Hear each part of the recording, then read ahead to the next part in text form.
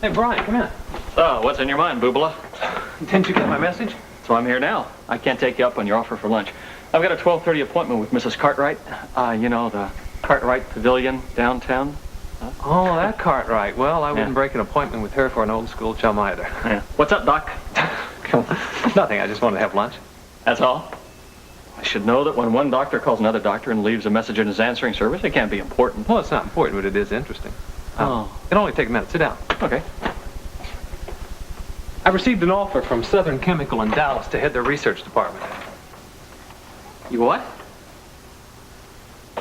I got another job offer. I mean, big chemical outfit, challenging work, some great fringe benefits. I don't believe it. Then you are serious about getting out of here. Very. I had no idea. Why didn't you let on? If you were married, you'd understand. Oh. You see, you don't announce your decisions until you've got your wife's approval. And that's part of my dilemma. Lori and I both agree that it's time for a career move, but where and when is the problem. She wants to stay near Kingsley, which I can understand her reasons, but that limits my possibilities.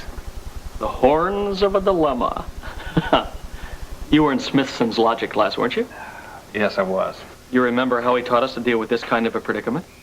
I wish I did, because I've just about exhausted all my possibilities. That's one horn of the dilemma.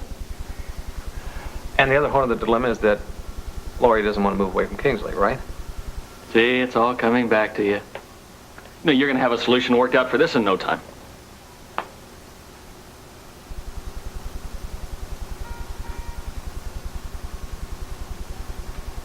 I almost flunked Smithson's class.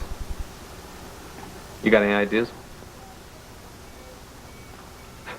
I don't believe that you're actually going to leave here. First time I dropped by, I thought that you were married to this place. Well, I was in the beginning, but it's lost some of its luster. Pressures are incredible and the rewards are few. How's Dave taking all this? He didn't dance and sing when I handed in my resignation. Oh, you've gotten that far. Brian, I want to ask you something. No matter how bleak it looks right now. You made the right decision, Ben. I wouldn't ask you this if it wasn't absolutely necessary. What I mean is, I was wondering about the Bedford Institute. Is there any chance at all, there's something I could do there?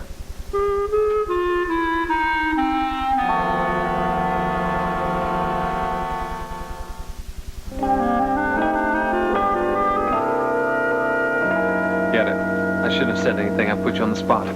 Why in the world would you consider working at the Bedford Institute? I got the distinct impression that the very name was anathema around here. Forget it. Really, I've put you in a very embarrassing position, and it was an idiotic idea to begin with. Think you're more embarrassed than I am. For what it's worth, the opposition to the Bedford Institute around here never came from me.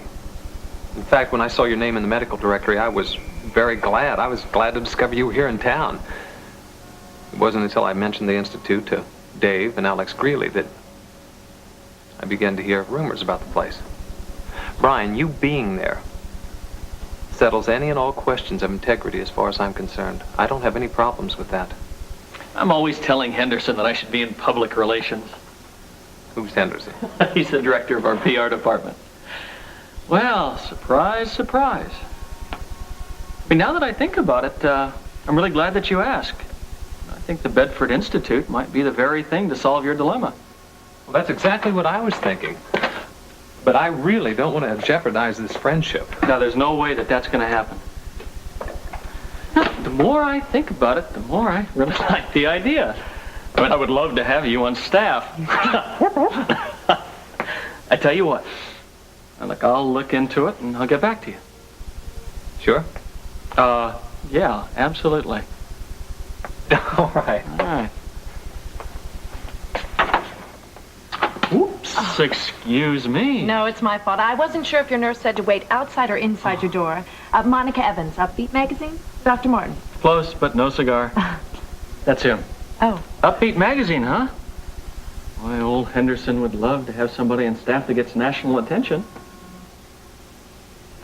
Nice nose. Thank you. Was that a typical journalistic trick? I beg your pardon? That bit about saying you couldn't remember what my nurse told you. Perhaps I was a little obvious. But my time is limited. I've been here a couple of times trying to tag you for this interview. So I've heard. Good. Then I'll dispense with impressing you with all my credentials. There isn't anything about your magazine that can impress me, Miss Evans. My. I suppose what your patients are saying about you is true, Dr. Martin. You're becoming more difficult to work with.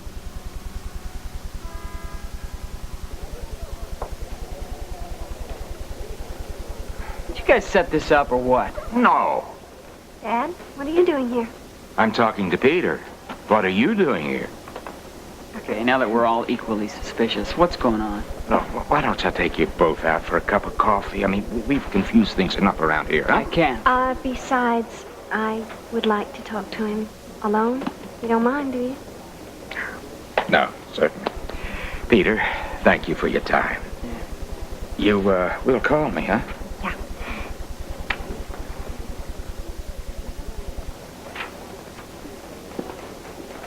You swear he didn't set this up? I swear. Peter, I had to talk to you. See, I had this dream last night, and I just can't get you out of my mind.